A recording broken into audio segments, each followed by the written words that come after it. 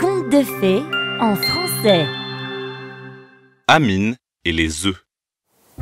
Il était une fois, dans le pays de Solaria, un jeune homme nommé Amine.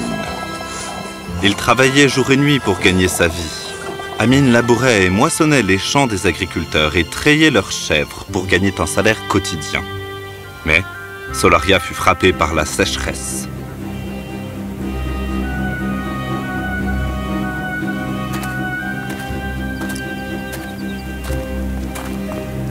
Désolé, Amine. Il n'y a plus de travail pour toi, mon garçon. La terre est stérile. Il n'y a rien à semer, rien à récolter. Et juste comme ça, le monde d'Amine s'effondra.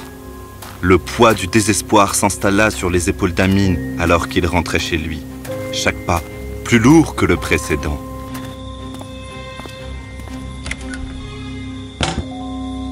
Les murs même se moquent de ma faim.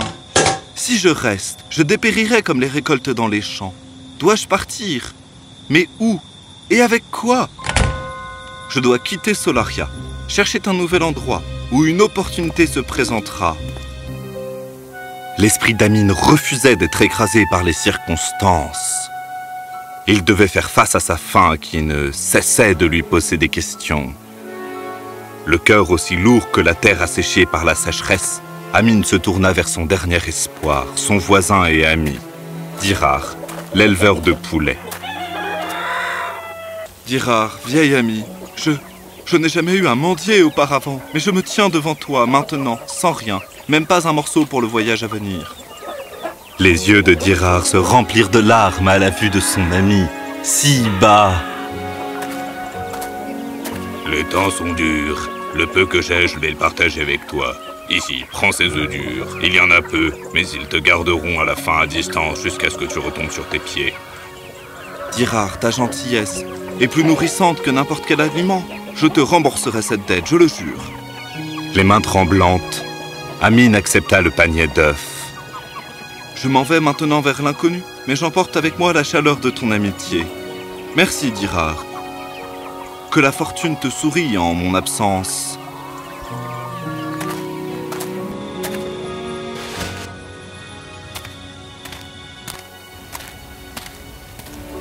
Après plusieurs semaines, un agriculteur l'embaucha et Amine travailla sans relâche une fois de plus.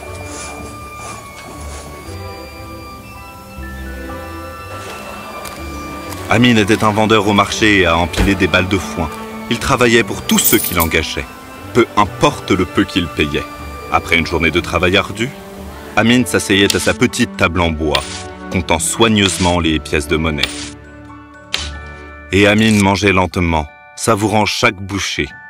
Il faisait attention à l'argent qu'il gagnait, si bien qu'au bout d'un an, il avait assez pour acheter un petit lopin de terre. La deuxième année, il avait un troupeau de moutons. La troisième année, il avait des chevaux et des vaches. Les années passèrent, et chaque était une bataille contre les difficultés. Mais la volonté d'Amine ne faiblit jamais. Grâce à un travail éreintant et à des décisions intelligentes, il s'était lentement forgé une vie de prospérité.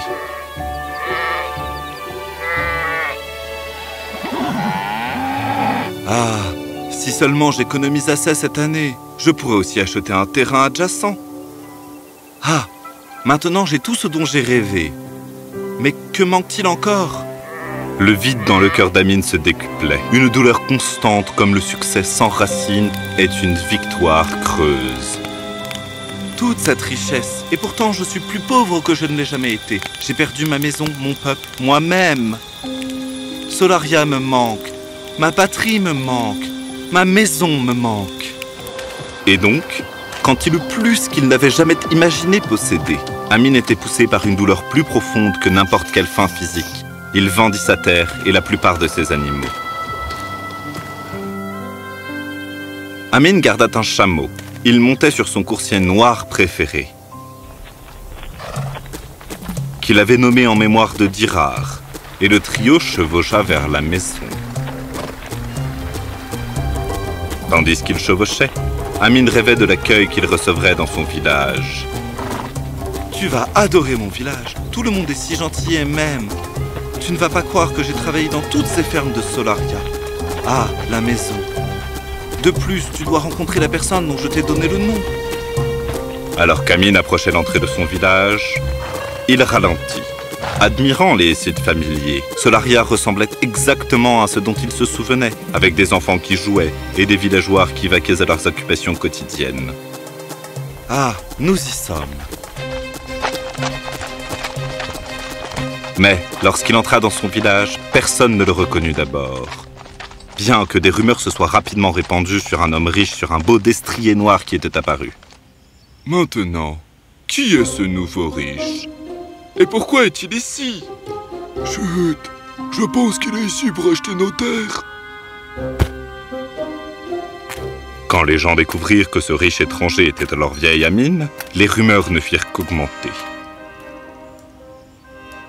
Le marché éclata en commérage spéculatif. Pouvez-vous croire qu'il s'agit de ce paysan, Amine? Je me demande comment il a pu décrocher autant d'argent. A-t-il fait quelque chose d'illégal? Dattes fraîches! Obtenez vos dattes fraîches!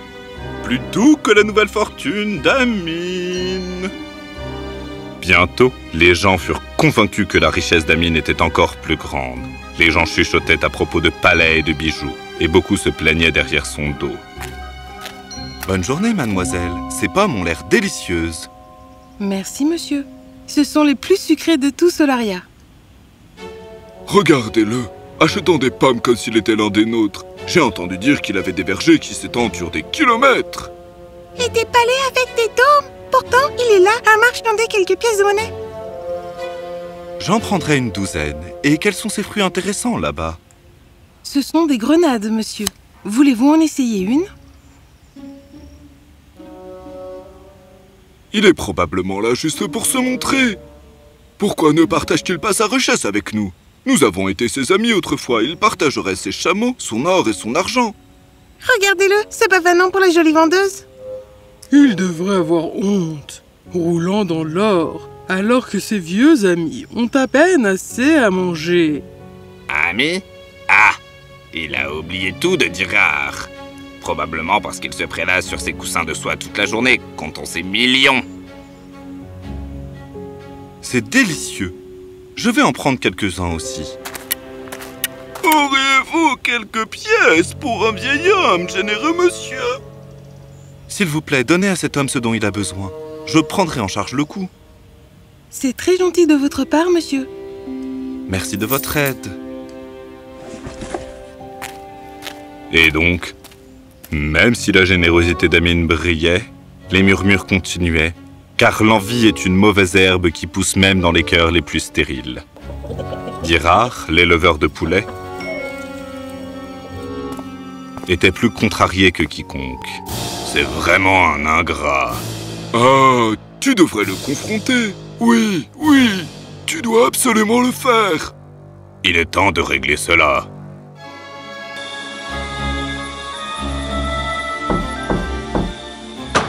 Entre, mon vieil ami, je suis tellement content de te voir. Assez avec ton faux amour. Je suis venu recouvrer la dette que tu me dois. Oh, Dirard, ne me dis pas que tu as fait tout ce chemin pour une douzaine d'œufs. Je pourrais te préparer une omelette pour l'amour de bon vieux temps si tu as faim. Tu te moques de moi, Amine? Me moquer? Moi? J'essaie juste de mettre fin à cette situation. Assez avec tes blancs, je veux dire tes blagues. Tu me dois, Amine. 7 ans que j'ai attendu à voir ma fortune s'envoler comme du sable à travers un sablier. Fortune? Avec des œufs durs?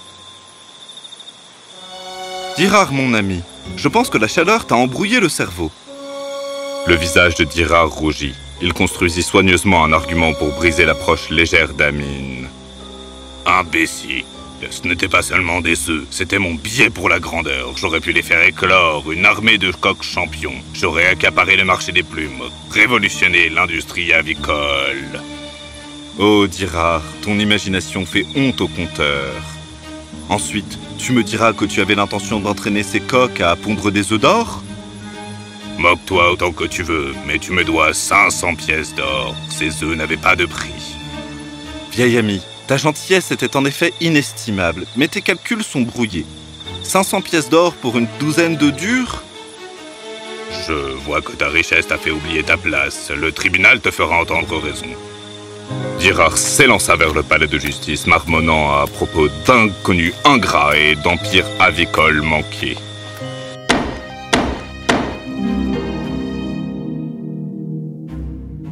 J'ai donné à Amin une douzaine d'œufs, et chacun de ces œufs aurait pu devenir une poule.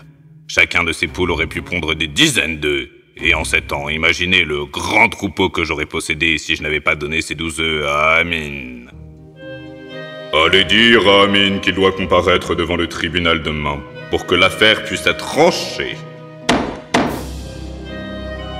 Le lendemain matin, le juge rappela le tribunal à l'ordre. Mais Amin brillait par son absence, et pendant 30 minutes, tout le monde attendait patiemment son arrivée. Il s'est enfui! Quel lâche! Je rendrai un jugement. Amin paiera à Dirard 500... Je suis désolé, monseigneur, mais je pense que les calculs de Dirard sont faux. Il n'a aucune compréhension de l'équité. Amin, quelle défense proposez-vous? Et expliquez votre retard à ce tribunal. Mes plus sincères excuses, votre honneur. J'étais retenu dans mon jardin, en train de planter une récolte d'haricots bouillis. Silence! Tu as perdu la tête, Amin? Les haricots bouillis ne germeront jamais. En effet, votre honneur. Et s'il vous plaît, dites-moi, depuis quand les œufs durs éclosent-ils en poule? La salle d'audience avait éclaté en murmures. Amin n'est pas coupable et ne doit rien à Dirard. Dirard avait honte et tout le monde louait l'intelligence d'Amin. Et à ce moment-là, Amin eut vraiment l'impression d'être rentré chez lui, pour son bonheur pour toujours.